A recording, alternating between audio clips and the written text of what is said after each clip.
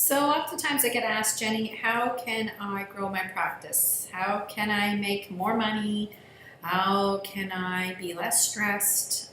Things like that. So in this episode of Your Inspiring Moment, let's talk about your ideal client. I firmly believe that for accounting professionals, and I would argue also for non-accounting professionals, regardless what industry you're in, if you're in business, there's two things you need to think about. One is your ideal client. Two is your workflows. How are you going to work with that ideal client? Things just seem to boil down to those two things. So today, let's just talk about your ideal client. Before you embark on many journeys like social media, workflow management, onboarding a team, all this good stuff, things you need to think about are your qualities and attributes that define your ideal client. So for me, the ideal client is a dragon. They are delightful. So it's an acronym, okay? So hang tight here. They're delightful, they're respectful, they're articulate, they're growth-minded, they're online, and they're in my niche. Everything I do when it comes to my clientele is I force myself to rethink that continuously. Are they a dragon?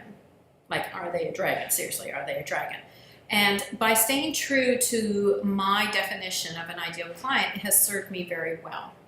And being able to have some amazing clients that have helped me scale my business. And ironically, they themselves also become my best sales agents, if you will, by referring business to me because of how I've been able to help them. So I think that that's what's important for you to think about today. Is who is your ideal client? And no one's going to be able to define that for you. Similar to value pricing, no one can tell you what your value is. That's something you need to do. You need to take the time to figure out who your ideal client is.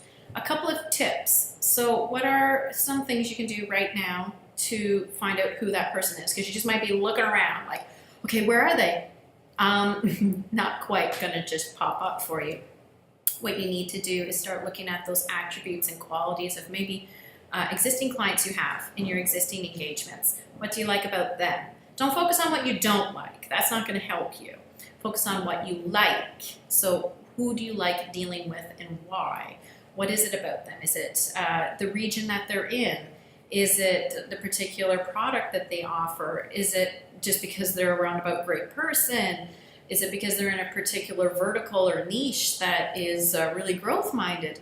Think about all these different things in the engagements that you're in. And if you're just new to practice, whether you're starting your own CPA firm or your own bookkeeping firm, draw upon your other employment experiences. What has helped you in other situations that you've had to engage with clientele and determine what it was about them that really made it beneficial for you to see a positive outcome. What worked? And when you define all those attributes and all those qualities, that is when you're going to start finding your ideal client. And when you finally have that secret sauce, that's when you're going to start finding them as well, because you're going to be speaking to them through social media. Your onboarding is going to be geared towards them.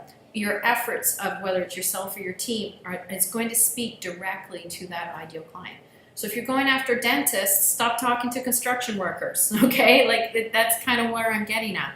But maybe it's not industry specific, maybe it's something else.